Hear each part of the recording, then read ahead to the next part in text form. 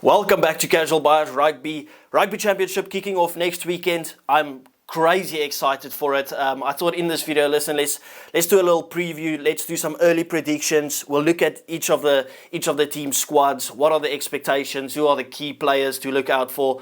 And just like overall think who's our favorites to actually go ahead and win the Rugby Championship. So if you do like the video, if you do like the channel, please remember to like and subscribe to it. Obviously, I post videos from different creators from all over the world that do previews on literally almost every single tournament. So you'll probably see a bit of a preview going into or from different perspectives on this channel as well. So please do remember to like and subscribe. Without any further ado, let's jump straight into it. I'm South African. I'm starting with the South African team. And I mean, if you look at the expectations for the South African team, on Safa's Unscripted, I spoke about it and I said, listen, obviously, usually we are not the favourites going into any rugby championship. New Zealand always dominates when it comes to this. We usually maybe give them a push or we would like to beat them in a game, but then obviously we go and fumble, for instance, in a game against Australia in Brisbane or something. But at some point, you can't just love the underdog story in terms of winning, let's say, one rugby championship between each World Cup. At some point, you have to say, listen, okay, we are double World Cup defending champs. We've got the most experienced squad.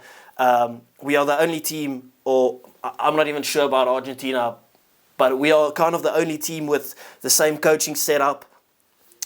At some point, you need to embrace the favourites tag. And that's why I'm going into this Rugby Championship thinking, well, South Africa's expectations will have to be to win the Rugby Championship. It's our best chance that we've had in a long time. We've won it before. We can do it again.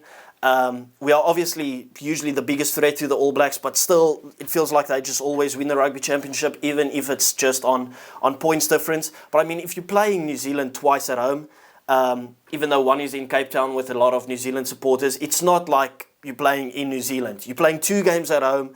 You've got Australia away, but then even though our record isn't the best against Australia, you do expect us to win that. They've got new players. They've got a new coach. Very talented team. I've said it for a long time that they're not going to be as shit as everyone expects them to be. But you'd expect the South African team to get it over the line. And then obviously the expectation would be to beat Argentina twice, right? You never know what to expect with Argentina. I'm not writing them off at all. You can't sleep on them, but you can take a little nap on them every now and again. The thing is, like, they can beat the All Blacks in New Zealand, and then literally the next weekend they play the All Blacks in New Zealand again and lose 50-0. That's just how it works with Argentina. But staying on South Africa, when you have this experience and you're just coming off a World Cup victory, you have to put the expectation on the team to say, listen, okay, we do have a bit of a new system that we want to try, but our expectation still has to be we have to win rugby championships. I'm tired of this just winning one in 4 years, maybe not even winning one. When you have a couple of youngsters coming through with a mixture of the experience, you have to go out and do the job. When you look at the boys that I'm really excited to see, obviously the main component for me will be, if I have to pick 4 or 3 key components for us, will be Malcolm Marx. Obviously, I don't think he's playing in Australia. He's not on tour because he's still struggling with the injury. Back with the ACL, I think it was, with that croc roll. But then you have Johan Grobler coming through, who's coming from the Bulls, who was absolutely brilliant. Siya Kolisi has to have standout performances. As captain, obviously we've heard the massive news that he wants to come back to South Africa. We're not too sure if he's going to the Sharks. Maybe he's coming to the Stormers. I wouldn't even be surprised if he goes to the Bulls. That number 8 jersey is a bit of a question mark for me. Obviously, Evan Roos is out for the season now. He's undergone surgery, which is a massive blow for us. Obviously, he wasn't in the squad either, but I mean, it's not nice knowing one of your big guys can't be there. But the standouts will have to be Malcolm Marx. I'm thinking Andre Pollard has to step up, because I've been vocal about it, that I've said, listen, Sasha has to start in that 10 jersey. He's the future for us. But if he's not available, I'm thinking, like, Big matches, probably go with Andre Pollard, but I want to see Sasha get some proper game time in that 10 jersey. But obviously, Andre Pollard will be key. We want to see that 2020, 2018, 19, 20 Andre Pollard back. That actually was like a gain line threat. So that is massive for us. Obviously, I love the mixture of the youngsters. I'm just struggling to see where we want to play the youngsters. Like, do you just want to play them against Argentina? Because I don't like this thing where you play the same that we did with Portugal. We do 15 changes. I want to see some boys coming through, but playing with first-team players. So let's say we're playing against the Wallabies. I would like to see Sasha get a start with the likes of Damien de Linde and Jesse Kriel outside him. You get what I mean? So that's kind of my perspective on it. But overall, South Africa, expectations probably to win this tournament. They are the favourites in my opinion. They've got the fixtures that they'd probably ask for if they had the choice. So that's it for South Africa. Moving on to the All Blacks. And I mean, their expectations are probably the same. If you've got the Rugby Championship, your expectations would be defending the Rugby Championship. I know they lost against South Africa in the World Cup final, but they could easily just go out and say, listen, we had a red card the whole game. That was a fluke victory, 1 point. We missed a couple of kicks. They've got this. They've got the new coach with Scott Robertson. It's a flary team. He's got a flary play style, and I've said it before. This All Blacks team will be scary when they get their physicality right, and they've gotten it right for the past couple of seasons now. They've taken it to a new level. When you look at the likes of Ethan de Groot, Tyrell Lomax, Tamaiti Williams. I'm not too sure. Is Tamaiti Williams back? Yeah, he is back. Ofatuanga Fasi. You've got some massive boys. You've got players that are absolutely on form. That's literally scary. Like Asofo Amua, absolutely brilliant. My apologies for the pronunciation. Their expectation would be still to win this Rugby Championship. That is the expectation that New Zealand always put on them. That's what comes with being the best team to ever grace this earth. Even though South Africa's won a couple of World Cups, one World Cup more than the All Blacks, they are still the best team to ever grace this earth. The issue probably for the All Blacks is obviously in that 9 position. They've got a couple of injuries. Obviously, Aaron Smith not there anymore. TJ Perenara coming back from injury. I think Cortez Ratuma went off injured against Fiji. But I don't think it's too serious. I think TJ and Ratuma is back. That should probably be their pairing going into the matches. But if you look at the guys that need to step up and perform, standout for me is Scott Barrett. Firstly, with the lineouts, that was an absolute shit show against England. They need to fix that. He's the captain as well. He's kind of the enforcer as well. So a massive role and responsibility on Scotty Barrett. So he will have to step up and really be the captain, which I have no doubt that he'll do. He's an absolutely scintillating lock. Obviously, Adi Savea, massive player, world player of the year, best player in the world. He always steps up. So that's those are the 2 vital ones for me when it comes to the forwards, especially. There is a bit of question marks around who the locks, who the Lucy's will be with them. Sam Cane obviously pulled back in. Will it be Sam Cane and Dalton Papali'i? Will Ethan Blackadder get his starts? Or a lot of game time? And then finally, like the big question mark will obviously be who's the 10? Are they going to back Damien McKenzie? Would they go with the experience of Beauden Barrett? Because if you look at it, Will Jordan is obviously back. Stephen Perafeta was absolutely brilliant in that 15 jersey. I thought both games he looked like the standout player until he went off. Obviously, when he went off in that second test and Beauden Barrett came on, it just looked like the whole game changed. But it doesn't mean Stephen Perafeta had a bad game. So they'll probably go with Beauden Barrett in player 23. But I'm thinking, do you back Damien McKenzie in that 10 jersey when it's a highly physical game with that rush defence? Or do you say, listen, let's go with the experience of Beauden Barrett, maybe bring Damien McKenzie off the bench to bring off some magic? I'm not too sure. Maybe you guys can let me know. There's a big thing for me. Like, I love, oh my goodness, I just totally forgot his name. Billy Proctor. Absolutely brilliant. I would love to actually see the centre combination of Jordie Barrett and Billy Proctor. I know Rico Ioane is absolutely sensational. I still think he's more of a wing. But then again, like, does he get into the team if he plays on the wing? Because Sevu Rees, Mark Delay is probably two of the best wingers in the world at the moment. You've still got Caleb Clark, Will Jordan. Will Jordan start? Will he get the fullback position? Will he go onto the wing?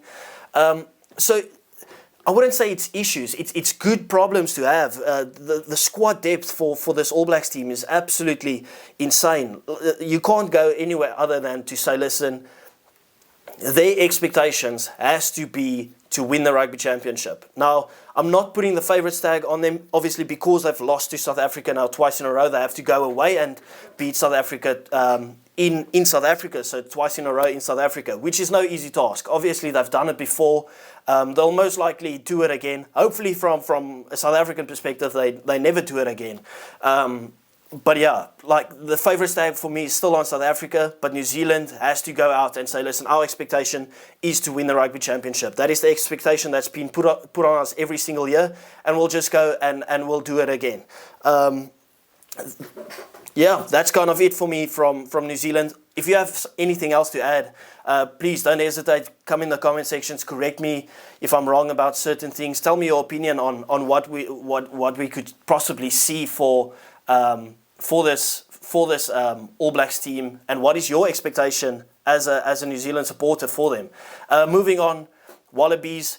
I've said it earlier in the video, they will not be as bad as everyone expects. Obviously, at this current point, they are the team with the longest winning streak in international rugby. Obviously, what was it? They had 2 wins now against Wales, and I think their last game they had a victory in the World Cup against some team. I'm not too sure.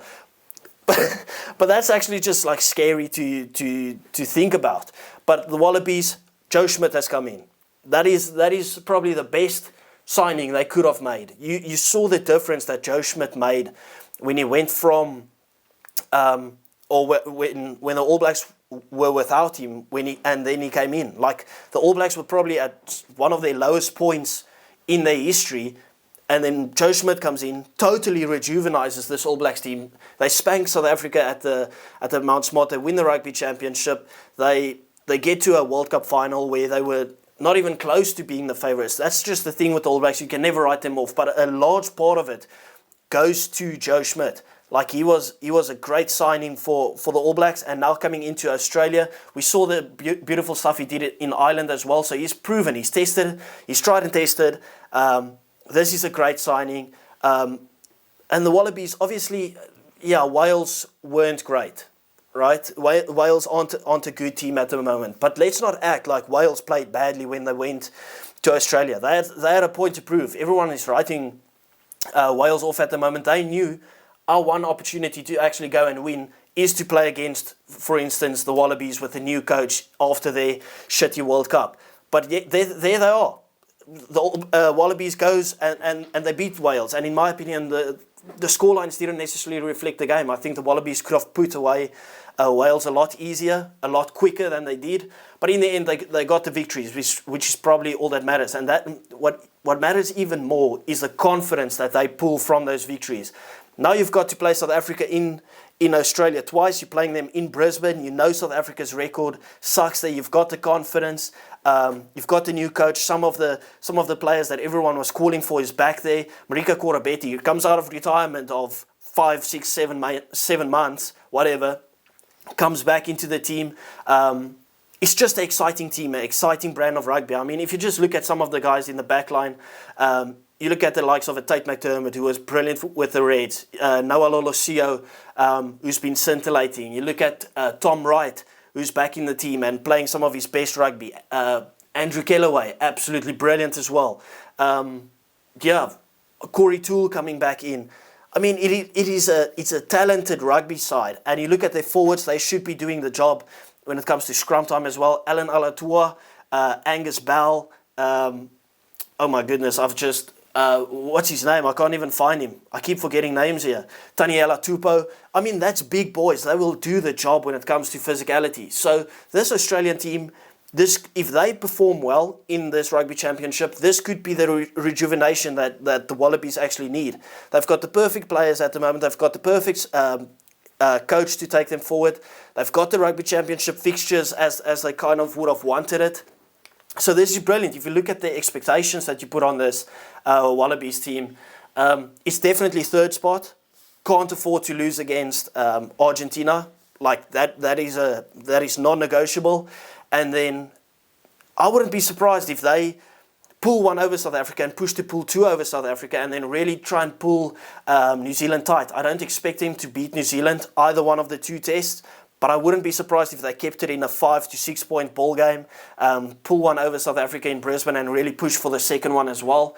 I mean, that would be massive. If Australia could secure an easy third spot and push towards second and maybe even snatch the second spot, that would be massive. That is probably the expectation that I would put on Australia, is just to make life a bit tough. They are going in as these massive underdogs where people are just talking about South Africa and New Zealand, and it's been like this for the past couple of years, where it's like whoever wins that will win the rugby championship between South Africa and New Zealand.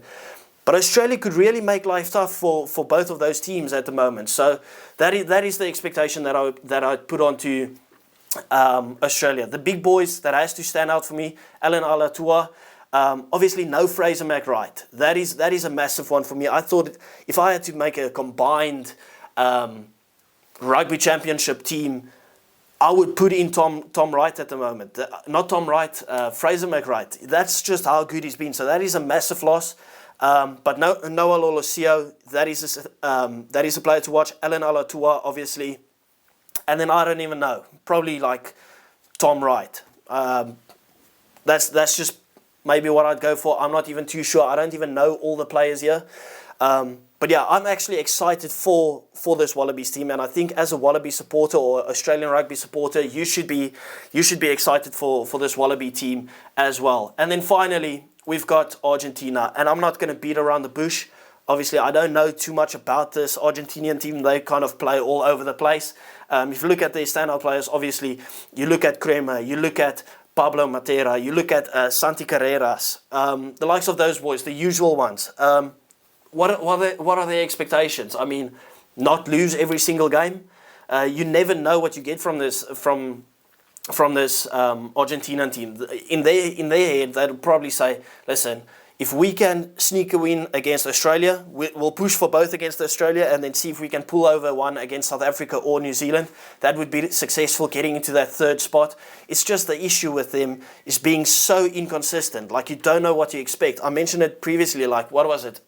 A season, 2 seasons ago, finally makes history, beats New Zealand in New Zealand, and then the next weekend you go and concede 50-0 or lose 50-0. So the thing for me as if I was an Argentinian fan, it would literally just be, don't crumble under the physicality. Like, if they are not physically at the races, they will get smashed. So they have to step up physically, make this game dirty, kick their penalties. That is kind of just the expectation that I would have for Argentina. We know it is tough to beat Argentina in Argentina, so they'd probably just have to use that emotion and do that. If I had to put an expectation on them with that as well, try and go undefeated in Argentina. I know it's not necessarily an easy thing to do when you play against the likes of the 3 teams that they have to play, but that is kind of just the only expectation that I can think about. Just push for that third spot and maybe see if you can grab a few upsets along the way. Anyway, thank you very much for watching. I did ramble a bit. Please don't hesitate to correct me on anything. Give me your thoughts and opinions on the Rugby Championship. Who are your favourites? What is your expectations going into it for your own country? Thank you very much. Please do remember to like and subscribe, and I'll see you next time. Thank you.